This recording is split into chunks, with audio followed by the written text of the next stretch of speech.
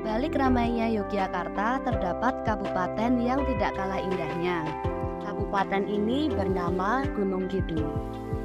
Tempat yang menjadi tujuan wisatawan karena pemandangan serta kulinernya yang beragam.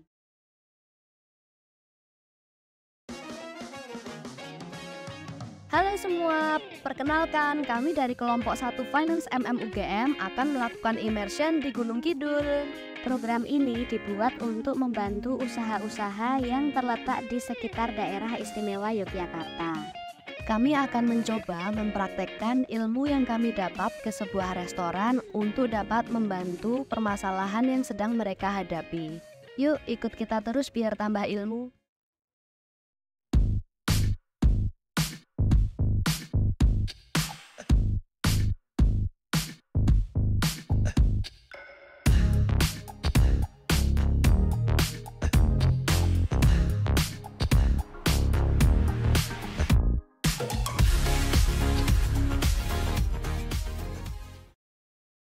Ini nih tempat usaha yang menjadi objek immersion kami.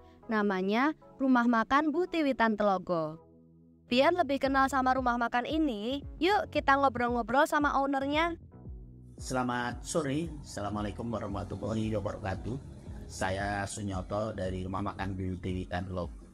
Rumah Makan Bu Tiwitan Telogo ini berdiri kurang lebih pada tahun 2012 atau dari sekarang sekitar 11 tahun yang lalu.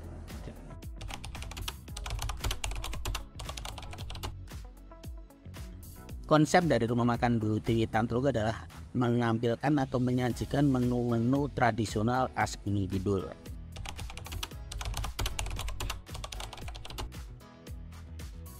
Sekarang kita menampilkan nge-branding menu yang baru dan sekarang banyak penggemarnya dan orang-orang lain juga tidak banyak yang jadi sego berkat.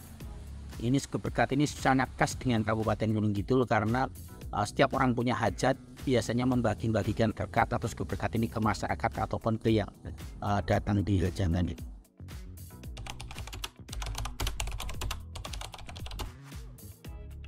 Sebetulnya banyak tawaran beberapa konsumen atau customer kami yang kita disuruh membuka cabang di daerah mana-mana. Entah di daerah Jakarta, Bogor, Bandung, Surabaya, Solo, Jogja, dan dimanapun.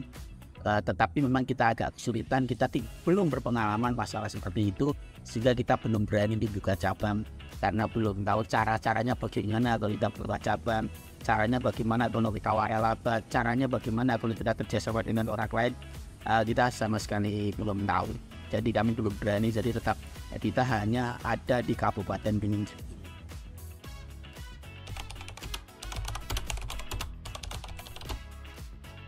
Tawaran dari mahasiswa UGM untuk membantu memberikan analisis tentang anggaran dan proses pembukaan cabang. Kami sangat terbuka atas tawaran tersebut. Mudah-mudahan bisa terlaksana. Setelah mendengarkan keluh kesah dari Bapak Sunyoto, kelompok kami berinisiatif untuk melakukan analisa serta solusi untuk pembukaan cabang yang baru.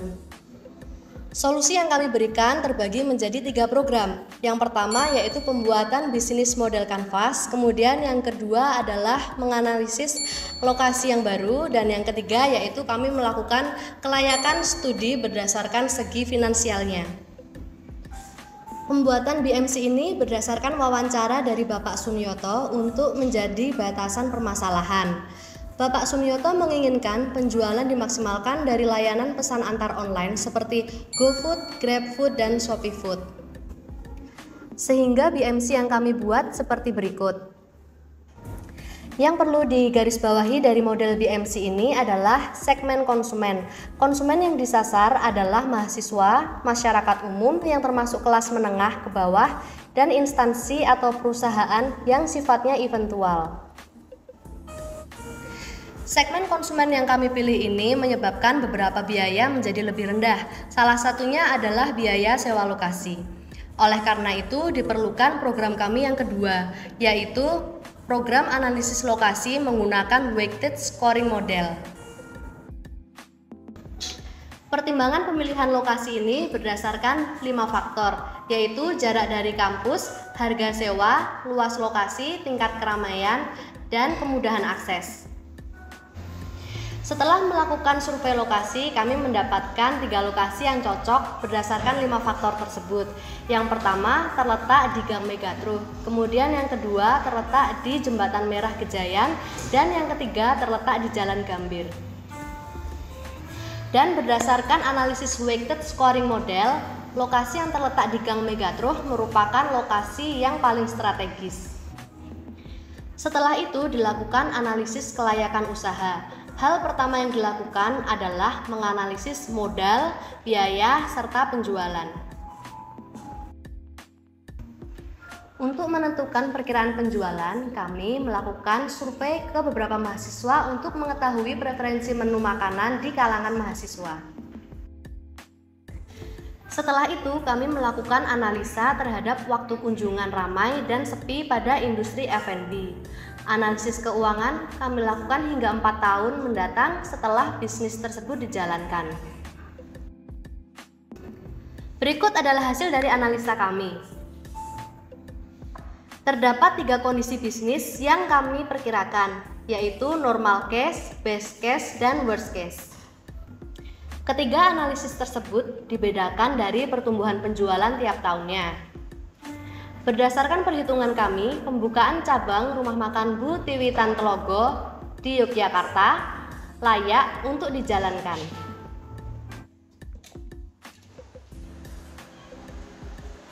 Agar bisnis ini berjalan lebih baik, kami merekomendasikan 4 saran.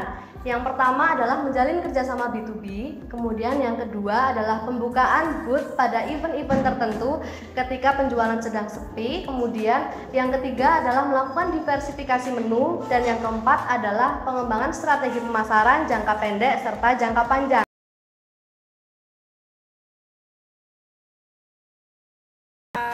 Enak nih orang